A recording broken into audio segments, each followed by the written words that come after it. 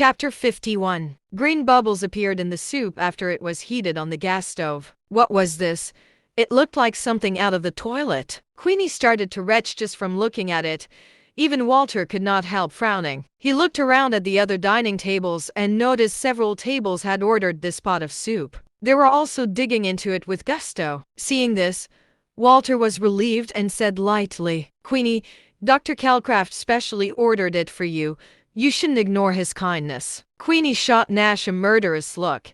She wished she could tear this man into pieces. Nash turned a blind eye to her and just drank his chicken noodle soup. Queenie closed her eyes and took a few deep breaths. She then picked up a small spoon and scooped a spoonful from the pot. She brought the spoon to her mouth and blew it gently. At this moment, all eyes were on Queenie's face. She turned her head to look at the migrant workers who were staring at her and barked, "What are you looking at? If you continue looking, I'll gouge your eyes out." Everyone hurriedly looked away and dared not look again. Queenie looked at the thick, yellow-green soup in the spoon, her pretty features twisting. She pinched her nose and took a sip. It tasted bitter and smelled like mud and grass. It also tasted of a myriad of seasonings. "Does it taste good?" Nash asked. Queenie did not want to speak to Nash. She just drank the hard-to-eat soup in an aggrieved manner. After finishing a small bowl, she looked at her grandfather as if she had nothing left to live for and said, "Grandpa, I'm full." Walter's face darkened. "You have to finish it." Queenie did not dare disobey her grandfather's wishes, so she scooped herself another small bowl of soup. At the same time, she took out her phone and searched for haggis soup. Walter made another toast to Nash again. "I wonder when you'll be free, Dr. Calcraft. My wife's health seems to have declined in recent days. I'm afraid. My consultation fee is 100 million. We can go once we're done eating." 100 million in consultation fees. Walter narrowed his eyes slightly. This man truly spoke as brazenly as a lion. He offered 100 million in compensation just now as a sincere show of his apology. He believed that Brian's grandmaster was worth the price. Yet now, Nash actually asked for another 100 million in consultation fees. Even if Thomas were still alive, he would not dare ask for such an amount, no. After hesitating for a moment, Walter laughed and said, 100 million is not out of the question as long as you can heal my wife, Dr. Calcraft." There was a gurgling sound. Queenie, who found out how haggis soup was made, vomited while clutching her chest. Her pretty face was as pale as paper, and her eyes were full of fear. She was experiencing stomach cramps and vomiting. Nash moved the chair aside in disgust while Brian said in a low voice, "Grandmaster, did our joke go too far?" Not many people could accept haggis soup due to its special ingredients, and this was especially true for women, let alone a lady from the richest family. "I didn't force her to drink it, and it's not like it's inedible," Nash said disapprovingly. Queenie glared at Nash furiously and shouted, "Calcraft, I'll remember you." Nash answered lightly, "No thanks, I already have a girlfriend." Queenie wanted to kill someone. She grabbed the bag on the table, turned around, and walked out. Walter smiled wryly and said, "Don't mind her, Dr. Calcraft. She's been pampered since she was a child and can't stand the slightest hardship." Nash calmly replied, "I don't care if your family members can endure hardships or not, but you'd better remind them not to mess with me. I'll forget whatever happened with Kai, but if it happens again, a car won't be the only thing that'll be smashed." Chapter 52. "You're right to teach them a lesson, Dr. Calcraft," Walter replied with a smile. He knew that Nash was proficient in martial arts and that he had indeed been merciful yesterday. However, he did not appreciate the threat in his tone. Both Kai and Queenie were precious to him, and he would never allow harm to come to them. After they were done with their meal, Nash called the restaurant owner over so he could pay the bill. The bill for the four of them only came up to $27. Nash rubbed his stomach and then followed Walter to the Watsons' residence. At the center of the Watson family's estate was a 9-story villa. Kai was sitting on the sofa in the luxurious living room with a gloomy expression. It was not inaccurate to say that he had lost all of his dignity at the Lewis's home today. He was now thinking about how to help Helena get back in the game. "Mr. Kai, the old master has a good relationship with Mr. Lee. If you ask him to come forward, you can definitely change this situation." Canary, who was sitting on the opposite sofa with his legs crossed, tapped Kai's leg as he gave his suggestion. Kai narrowed his eyes and replied lightly, "That's the only way." Mr. Lee was Olivia's grandfather and the father of the chairman of Drake Group. He was no simple man, as he once served in the border defense of the Northern Territory. He was also a 3-star commander-in-chief. Even his grandfather had to bow respectfully when he saw him. "I'm so pissed. So fucking pissed." At this moment, Queenie stormed into the living room with 2 bodyguards, and everyone looked over immediately. Queenie sat next to Kai. She was aggrieved and struggled through choked sobs. "Cousin, I was bullied. You have to help me vent my anger." Although Kai was just her cousin, he somewhat doted on her. Usually, Kai would take action when someone bullied her. "Who bullied our little princess?" Canary looked at Queenie with eyes full of admiration and only admiration. He was clear about his standing. He was just a dog by Kai's side. He would never be worthy of Queenie. Queenie said with a face filled with anger, "His name is Nash. This bastard made me drink 2 bowls of haggis soup." Canary was surprised. "What's that?" Queenie was too lazy to explain what it was.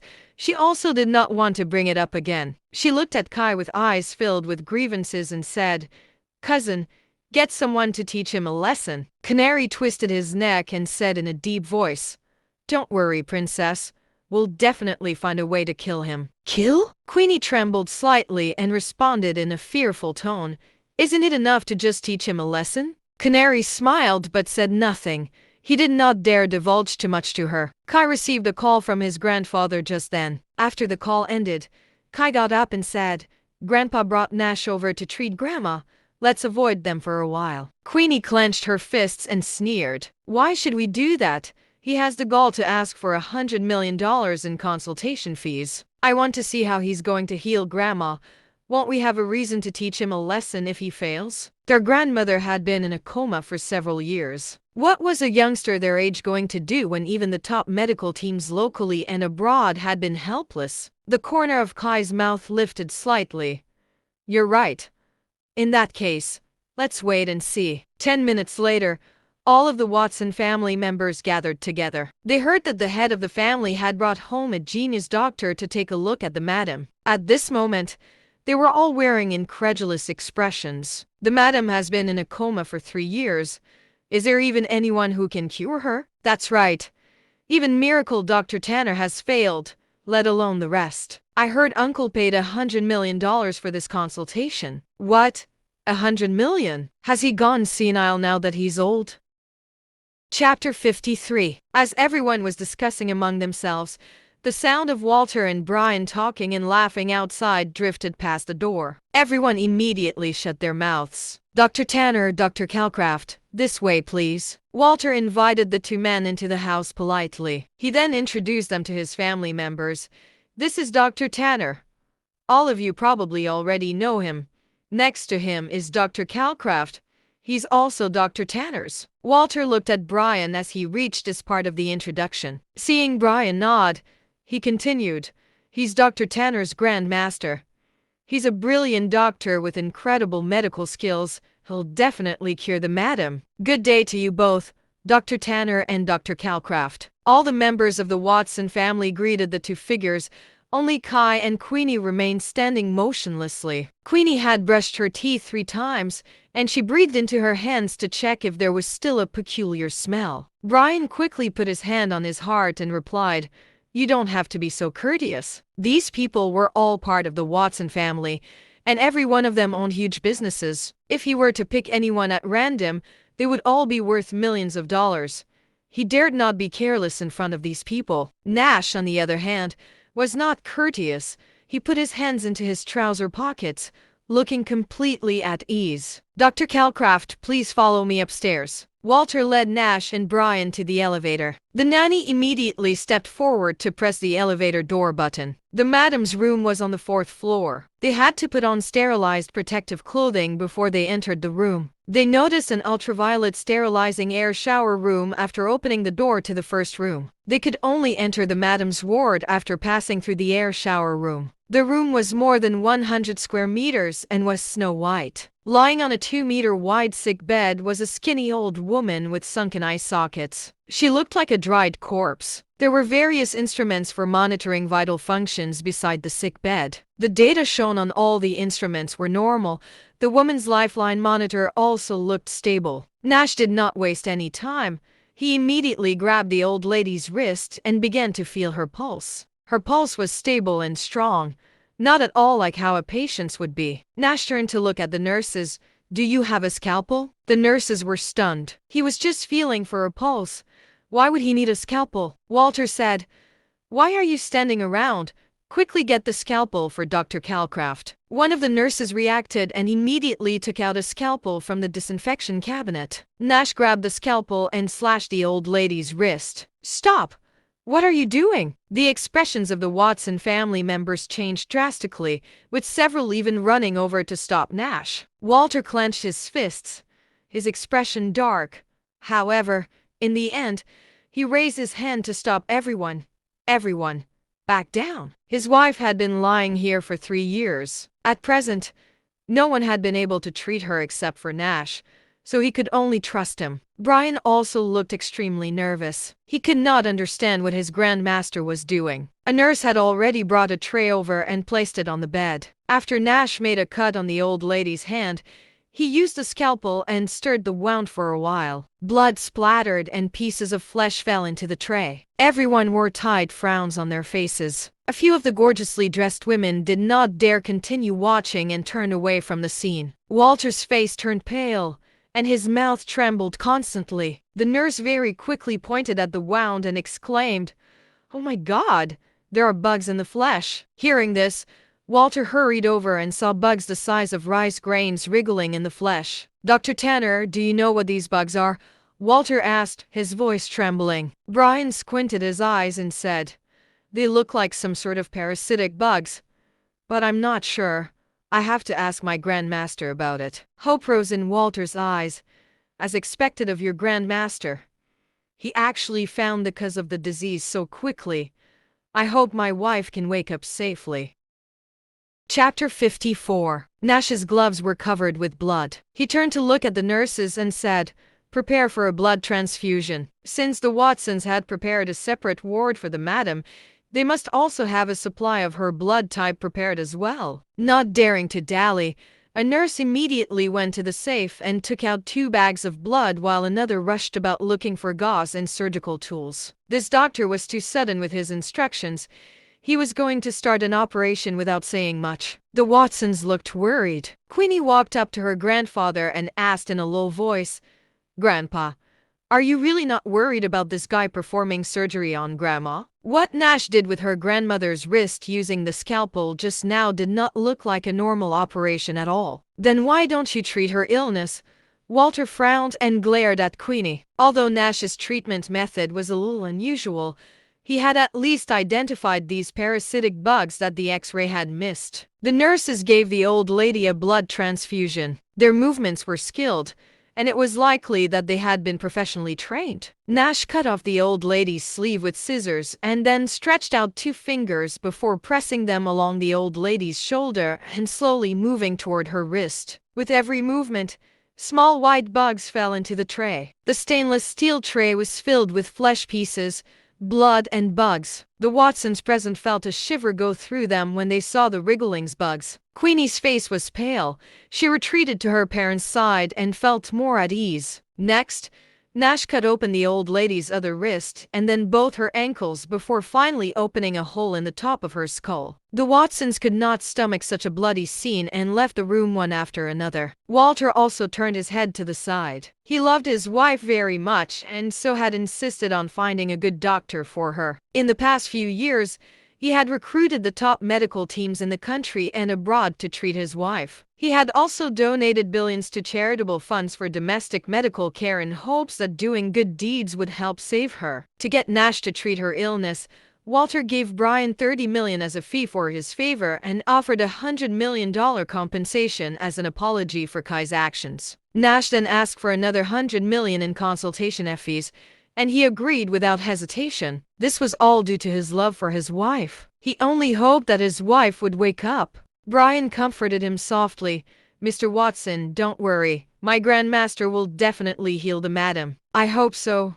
Walter nodded, his expression that of melancholy. He glanced at Nash faintly out of the corner of his eye as he said that. After making his wife bleed so much, Nash could forget about leaving the residence today if his wife did not wake up. He was willing to spend the money to treat his wife's illness on the premise that it worked. Seeing the change in Walter's expression, Brian could not help but tense up. He knew very well that Walter respected him and his Grandmaster because his wife needed to be treated. If his Grandmaster were to fail to treat the madam, it was likely that the both of them would remain here. Brian wiped the cold sweat off his brows and prayed silently for Nash. Nash's operation lasted for 3 full hours. The nurses almost fainted several times due to the things that happened. Nash had used tweezers to pick out more than a dozen small bugs from inside the old lady's head before finally closing up her skull. The nurses were a little confused.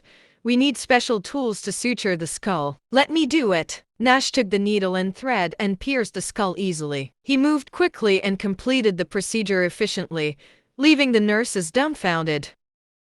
Chapter 55. Bone was hard, yet how did this doctor manage to suture it as if it were foam? The shock quickly wore off since they were also shocked when Nash opened the skull earlier. Craniotomies conducted in hospitals required professional cutting tools, but this man had easily cut open the old lady's skull with a scalpel. His actions were smooth too. Administer the analgesic. Once this bag of blood is transfused, switch to a bag of regular saline. Nash took off his bloodied gloves and walked up to Walter with a tray full of white bugs. "All the parasitic bugs in the old lady's body have been removed. If all goes well, she'll wake up tonight." "Really?" Walter was shocked, and his eyes were instantly wet. Nash nodded. "I can wait for her to wake up before I leave." Walter had not been wrong at all to spend the $100 million on this medical expense. Even though Nash was someone who had saved countless lives, it still took him 3 hours to locate all the bugs given how many there were in her body. He consumed a vast amount of energy during these 3 hours. Parasitic bugs.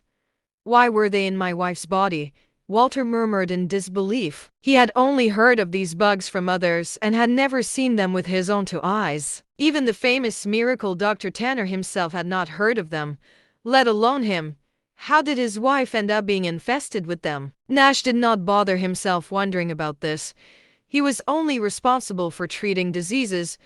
The rest had nothing to do with him. Walter was the richest man in Johnford, so he must have many competitors within the industry. The harm that befell his wife must have been planned by his rivals in the business field. Of course, it might have also been done by someone in the family. Walter led Nash and Brian out of the room. When they arrived at the living room, every one of the Watsons present cast unkind glances at Nash since the method he used to treat the madam was unusual. Nash was not afraid of their gazes. He just sat on the sofa boldly. Walter waved his hands and said, "You guys can go ahead with your own things. It's enough that I accompany Dr. Calcraft." Nash was aware that despite what Walter claimed, he was actually going to watch him. From the moment he entered the Watson family's estate, he discovered that hidden among the family members were many experts, with some of them even being high-ranking grandmasters. If the madam did not wake up, he would not be able to leave. Although he had not paid any of these grandmasters any heed yet, he came here as a doctor to make money. He did not want to cause trouble, so he would simply stay and wait until the woman woke up before he left. Kai stared at Nash, his gaze serious. "If something happens to my grandmother, I'll definitely chop you up into pieces," he said coldly. Queenie also crossed her arms. "You'd better pray that my grandmother wakes up." "Okay, back down. You too." Walter glared at the 2 of them, displeased. No one was allowed to offend Nash before his wife woke up. If his wife really woke up, Nash would be off limits. "Sir?" The Lees sent someone to deliver an invitation card. An old man in a suit came over with an invitation card at this moment. Walter accepted the invitation and glanced at it, smiling. He then turned to Kai and said, "Tomorrow is Mr. Lee's 80th birthday. Go and prepare him a generous gift." Kai nodded and then left the villa with his people. Queenie immediately said, "Grandpa, I want to go tomorrow too." Walter smiled and replied, You and Kai can go with me. Queenie smiled sweetly. She was about to leave when Walter added, Queenie, go make a cup of tea for Dr. Calcraft.